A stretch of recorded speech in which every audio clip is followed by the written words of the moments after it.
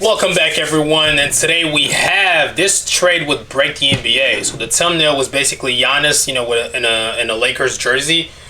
So the trade deadline is coming up. I mean, who do you guys think Giannis is gonna play with? We know he's definitely not going to these young teams like OKC, Spurs, Nuggets, anything like that. Giannis is like 31 now, so for sure he's going to an older team who has nothing to lose. I'll say the Warriors would be a better fit. It's either going to be the Warriors or the Lakers. I think if he decides to leave the Bucks, this is where he's going. You guys let me know what you think about this in the comments, and let's go ahead and jump right into it. Right, they did call a timeout, but they did not have any remaining, so that's a technical foul. No, you just sort of missed the ball. Russ? There's nothing you can do about this. That's just greatness. That's greatness. And then you see Giannis right there. Luka Magic. Does not look good. You can see him limping.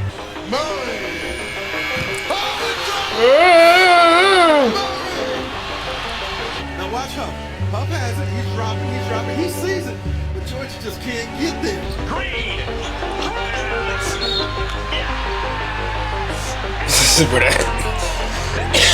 that Hornets commentator, bro. He has yet to hit a shot.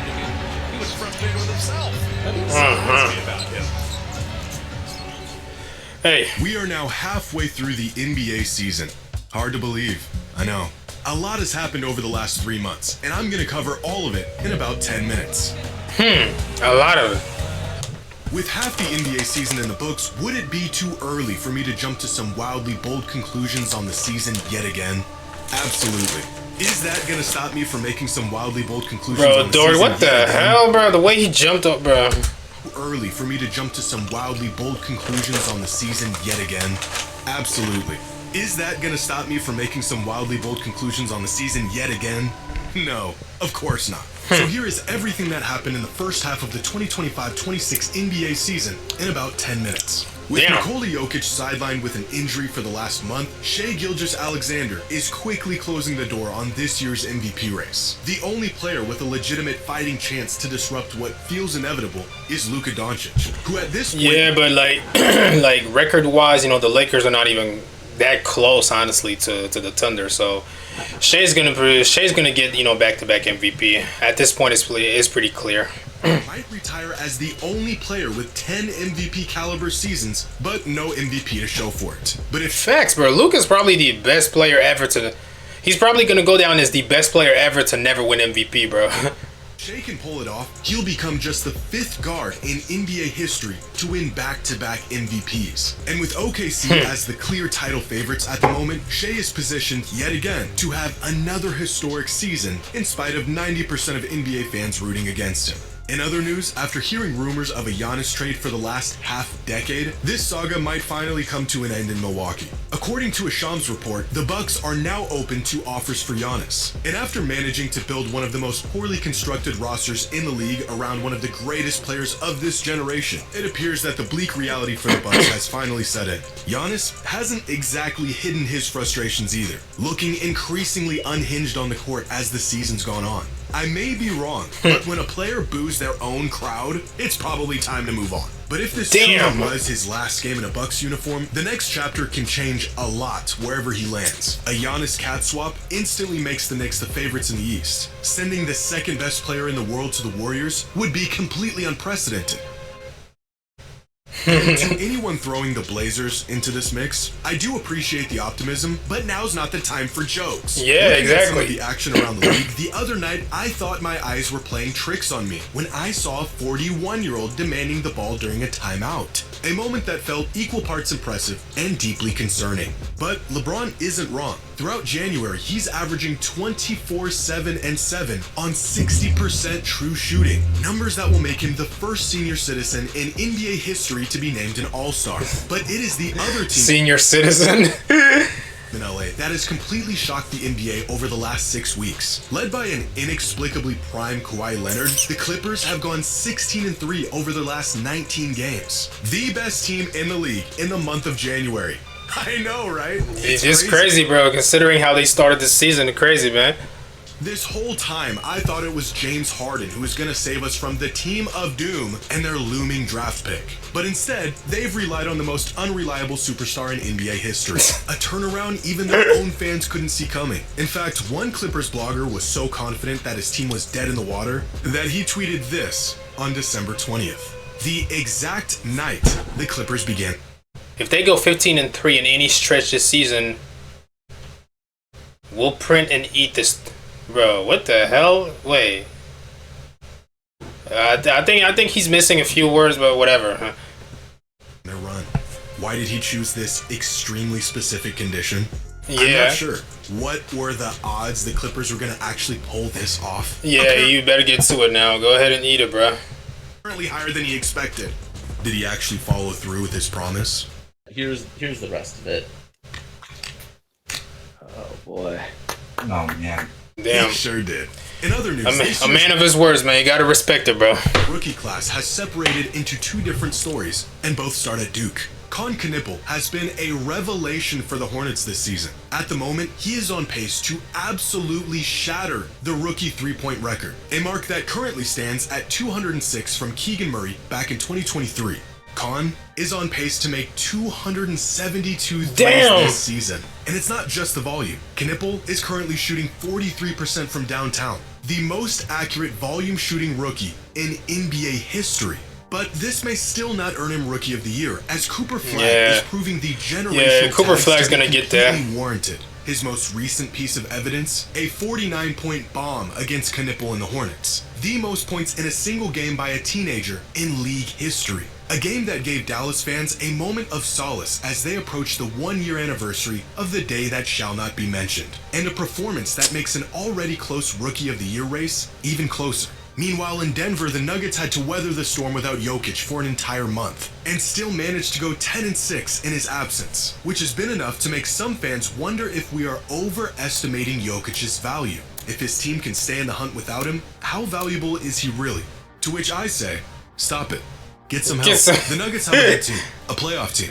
Nikola Jokic makes them a championship team. Yeah, but exactly. It's in the East, where the Pistons have proven their early season success was not just a fluke, as they have risen to the #1 spot in the power rankings. The first Eastern Conference team to top the power rankings since December of 2024. In fact, here is every team in the NBA and the difference in their expected win percentage coming into the season versus their current win percentage. Essentially, which teams have overperformed expectations so far and which teams have underperformed expectations. Looking at some of these results, odds makers made the fatal mistake of overestimating the Kings. They were projected to be one of the worst teams in the league, but instead, they are the worst team in the league. My Blazers have overperformed by 5% so far this season. That's right. Read it in wheat, buddy. And even with these numbers accounting for the absence of Tyrese Halliburton, the Pacers have completely unraveled this season, underperforming expectations more than any other team. On the other end of the spectrum, you have the Celtics, who have managed to stay competitive in what most people thought would be kind of a rebuild season on the back of Jaylen Brown, who has proven himself to be a true MVP candidate. The Pistons continue to improve, outperforming expectations by 17%. But quietly having the most surprising year are the Phoenix Suns, a team with one of the highest turnovers since last season and was projected to be a complete non-factor, playing like a playoff team. If you bet me that Dylan Brooks would be averaging 21 a game this season, I would be eating my words like that one Clippers fan right now. Now, looking forward, we have the All-Star Game coming up, and this year we will see a new format to the All-Star Game once again. And despite their best efforts, this variation also looks like dog water, with international players having a larger presence now than ever before, and the NBA willing to try every format under the sun to get players to give a damn about this game. What better time to roll out what we've all been asking for? USA versus the world. Damn. It's perfect. Shea versus Steph, Ant versus Luka, Jokic and Giannis versus... well, you get the point. But instead of this masterpiece, the league decided on a format that includes 4 12-minute games featuring one world team and 2 USA teams, splitting the US talent in half. So instead of a battle between the US versus the world, we will get 4 really short games of pickup basketball between 3 fractured teams with probably some Kevin Hart skit jammed in between them.